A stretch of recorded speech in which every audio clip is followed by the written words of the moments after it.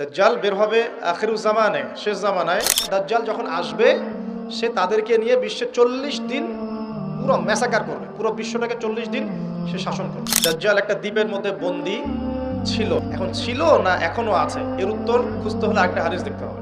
তো নবী সাল্লাল্লাহু আলাইহি ওয়াসাল্লাম যদি শিওর হবেন যে সে দ্বীপেই বন্দী আছে, তাহলে মদিনায় একজন ছেলেকে এভাবে ডেকে ইনভেস্টিগেট করার কি প্রয়োজন আছে? 3টা জায়গার কথা পাওয়া যায় হাদিসে। কয়টা জায়গা? নবী সাল্লাল্লাহু আলাইহি ওয়াসাল্লাম বলেছেন এই 3টা জায়গা থেকে দাজ্জাল বের হবে। যে আল্লাহ রাব্বুল আলামিনের এমন কোন নবী পৃথিবীতে আসেন নাই যিনি তার উম্মতকে বা তার কওমকে মাসিহুদ দাজ্জালের ফিতনা সম্পর্কে সতর্ক করেন নাই। উদাহরণ দিতে গিয়ে নবী সাল্লাল্লাহু আলাইহি ওয়াসাল্লাম বলেছিলেন যে এমনকি নূহ আলাইহিস সালাম তিনি পর্যন্ত তার কওমকে দাজ্জালের ফিতনা সম্পর্কে সতর্ক করেছেন। এমন কোন নবী ছিলেন না যিনি তার কওমকে দাজ্জালের ফিতনা সম্পর্কে সতর্ক করেন নাই। এমনকি নূহ আলাইহিস সালাম পর্যন্ত করেছেন। নূহ আলাইহিস সালামের তার কওমকে দাজ্জালের ফিতনা সম্পর্কে সতর্ক করার কি প্রয়োজন ছিল? কারণ আমরা তো জানি যে দাজ্জাল বের হবে রাসূল সাল্লাল্লাহু আলাইহি ওয়াসাল্লামের উম্মতের মধ্যে। কথা ঠিক না বেঠিক? দাজ্জাল বের হবে আখিরুজ জামানে, শেষ জামানায়, এবং উম্মতে মুহাম্মাদির ফিতনা। তাহলে নূহ আলাইহিস সালাম কেন তার কওমকে এই ফিতনা সম্পর্কে সতর্ক করতে গেলেন? ভাবার বিষয় না? তার মানে কি দাজ্জাল তার সময়েও পৃথিবীতে ছিল? একটা প্রশ্ন থেকে যাবে। আমরা জানি না, হয়তোবা থাকতেও পারে, কে জানে? শুধু আল্লাহ জানেন। আমরা কিন্তু স্পষ্ট করে বলতে পারবো না তিনি ছিলেন কি না। আমরা এতটুকু জানি হাদিস থেকে রাসূলুল্লাহ সাল্লাল্লাহু আলাইহি ওয়াসাল্লাম বলেছেন, তামিম দারি একজন সাহাবী, কি নাম? তামিম দারি রাদিয়াল্লাহু আনহু। তিনি একবার 30 জন বা 40 জন সাথীকে নিয়ে সাগরে সফর করতে শুরু করলেন। প্রচন্ড ঝড় আসলো, সাগর তাদেরকে প্রায় 1 মাস সমুদ্রের মধ্যে ঘুরালো। এক পর্যায়ে একটা দ্বীপে তারা নোঙর করতে পারলেন। সেই দ্বীপে তারা একটা প্রাণীকে দেখতে পেলেন, যেই প্রাণীর গায়ে প্রচুর লোম ছিল। কি ছিল? লোম। এত বেশি লোমকূপ যে তার চেহারা কোনটা আর পিছন দিক কোনটা এটা আইডেন্টিফাই করা যাচ্ছে না। এবং বিস্ময়কর বিষয় হচ্ছে এই প্রাণী কথা বলা শুরু করলো। তারা বলল, তোমরা কারা? তারা বলল, আমরা আরব থেকে এসেছি। এরকম কিছু কনভারসেশন হলো। তখন সেই প্রাণী বললেন বা বলল, তোমাদের অপেক্ষা করছে একজন ব্যক্তি, আমার সাথে আসো। তো তারা গিয়ে দেখলেন শেকল দিয়ে একজন ব্যক্তিকে বাঁধা আছে, যেই ব্যক্তি খুবই শক্তিশালী, তাকে শেকল দিয়ে বেঁধে রাখা হয়েছে। এবং সেই ব্যক্তি তাদেরকে জিজ্ঞাসা করছিল, তোমরা কোত্থেকে এসেছো? তামিম দারি রাদিয়াল্লাহু আনহু তিনি বলছেন, আমরা মক্কা থেকে এসেছি, মদিনা মক্কা থেকে এসেছি। কি উদ্দেশ্যে? এই উদ্দেশ্যে। তোমাদের সেখানে একজন ব্যক্তি আছে মুহাম্মদ, তার কি খবর? তামিম দারি রাদিয়াল্লাহু আনহু বলছেন, তার খবর হচ্ছে বালতির মতো। কিসের মতো? বালতির মতো। কখনো তিনি বিজয় লাভ করছেন, কখনো আবার মুশরিকরা বিজয় লাভ করছে। মানে বদরের যুদ্ধে তিনি জয়লাভ করেছেন, উহুদের যুদ্ধে আবার মুশরিকরা মুসলিমদেরকে বিপর্যয়ের সম্মুখীন করেছেন। জিজ্ঞাসা করলেন, তাবারিয়া হ্রদ চেনো? তিনি বলছেন, হ্যাঁ চিনি। তাবারিয়া হ্রদে কি পানি আছে? তামিম দারি রাদিয়াল্লাহু আনহু বলছেন, হ্যাঁ পানি আছে। এই ব্যক্তি তখন বলছে, অতি শীঘ্রই সেখানে কোনো পানি থাকবে না। আবার প্রশ্ন করছেন, বাইসানের খেজুর গাছের নাম শুনেছ? তামিম দারি বলছেন, শুনেছে। সেখানে কি খেজুর আছে? তামিম দারি বলছেন, প্রচুর খেজুর আছে। এই ব্যক্তি বলছে যে অতি সত্বর সেখানে কোনো খেজুর থাকবে না। এরকম কিছু কথা বলার পরে তামিম দারি তাকে জিজ্ঞাসা করলেন, আপনি কে? এত প্রশ্ন জিজ্ঞাসা করছেন, তুমি কে? তোমার পরিচয় দাও। তখন এই ব্যক্তি বলছিলেন যে আমার পরিচয় তোমরা খুব শীঘ্রই জানতে পারবে। অতি শীঘ্রই আমি এই শেকল থেকে মুক্ত হব এবং পুরো পৃথিবীতে আমি 40 দিন রাজত্ব করব। কতদিন? 40 দিন।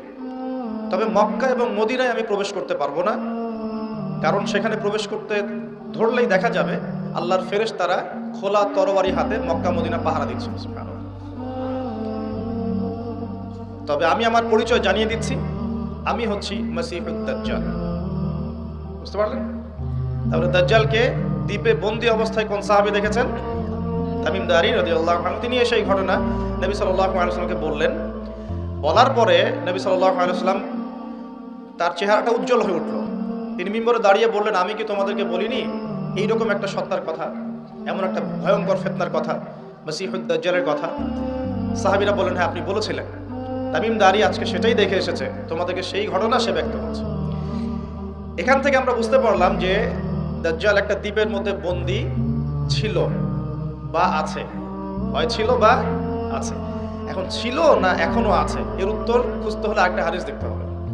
এটা কোন হাদিস? সহিহ মুসলিমের। নবী সাল্লাল্লাহু আলাইহি ওয়াসাল্লাম মদিনায় বসবাস করছেন, মক্কা থেকে হিজরত করে মদিনা এসেছেন। মদিনায় মাশাআল্লাহ তিনি ইসলামিক রাষ্ট্র প্রতিষ্ঠা করেছেন। বদরের যুদ্ধ হয়েছে, উহুদের যুদ্ধ হয়েছে, খন্দকের যুদ্ধ হয়েছে। ইসলামের একটা পুরো খিলাফা স্টেট যেটা আমরা বলি সেটা কায়েম হয়েছে। এর মধ্যে খবর এলো একজন ইহুদি মায়ের একটা সন্তান আছে, একজন ইহুদি মায়ের একটা সন্তান হয়েছে। এই সন্তানটার সাথে দাজ্জালের যে আলামত এগুলো মিলে যাচ্ছে, ঠিক আছে? এই সন্তানের নাম হচ্ছে ইবনে সাইয়্যিদ। কি নাম? ইবনে সাইয়্যিদ।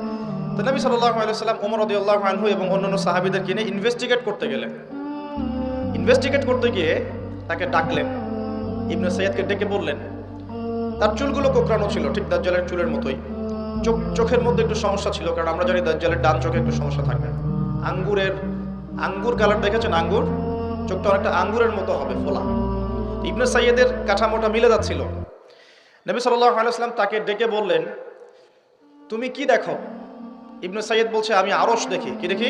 সে বলছে, আমি কি দেখি? আরশ। আরশ কোথায়? সমুদ্রে। তুমি তো শয়তানের আরশ দেখো। এবার দ্বিতীয় প্রশ্ন করছে, তুমি কি বিশ্বাস করো যে আমি মুহাম্মদ শেষ নবী? তুমি কি বিশ্বাস করো যে আমি মুহাম্মদ শেষ নবী? এখন এই ব্যক্তি বলছে, ব্যক্তি নাকি আসলে ছোটই বলা যায়, ইবনে সাইয়্যিদ, তার নাম কি? ইবনে সাইয়্যিদ। সে বলছে, আপনি কি স্বীকার করেন যে আমি নবী? কে বলছে? ইবনে সাইয়্যিদ। এই কথা শোনার সাথে সাথে ওমর রাদিয়াল্লাহু আনহু তিনি বলেন, ইয়া রাসূলুল্লাহ, সে তো নিজেকে নবী দাবি করছে, আপনি আমাকে অনুমতি দেন, আমি এক কোপে তার গর্দানটা নামায় ফেলে দেব। কে বলছে এটা? ওমর। এবার রাসূল সাল্লাল্লাহু আলাইহি ওয়াসাল্লাম স্টেটমেন্ট শুনেন, সহিহ মুসলিমে আছে। এবার নবী সাল্লাল্লাহু আলাইহি ওয়াসাল্লাম বলছেন যে না ওমর, দাঁড়াও, যদি সে সত্যি দাজ্জাল হয়ে থাকে, কথাটা শোনেন, যদি সে সত্যি দাজ্জাল হয়ে থাকে, তুমি তাকে হত্যা করতে পারবে না। তাকে হত্যা করবে নবী ঈসা আলাইহিস সালাম। কে হত্যা করবে? আচ্ছা।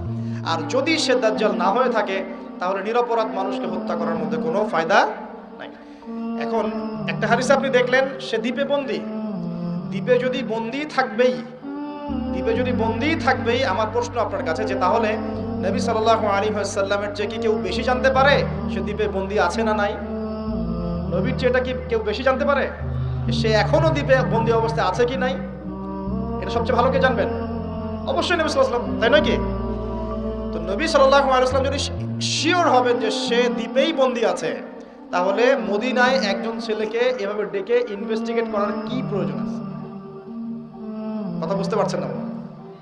যদি আপনি মনে করেন শিওর যে আমাদের চেয়ারম্যান সাহেব বা আমাদের অনারেবল গেস্ট যারা, তিনি বাড়িতে আছেন, আপনি শিওর, তাহলে আপনি মাহফিলের প্যান্ডেলে তাকে খুঁজতে যাবেন কেন? আপনি শিওর তো সে বাসায় আছে। তার মানে আপনি একটা চান্স নিচ্ছেন, সে বাসা থেকে বের হতেও পারে, নাও পারে, তাই নয় কি? তার মানে আমরা একটা চান্স পাচ্ছি এখানে, দাজ্জাল নবী সাল্লাল্লাহু আলাইহি ওয়াসাল্লামের যুগেও রিলিজ হতেও পারে, নাও পারে।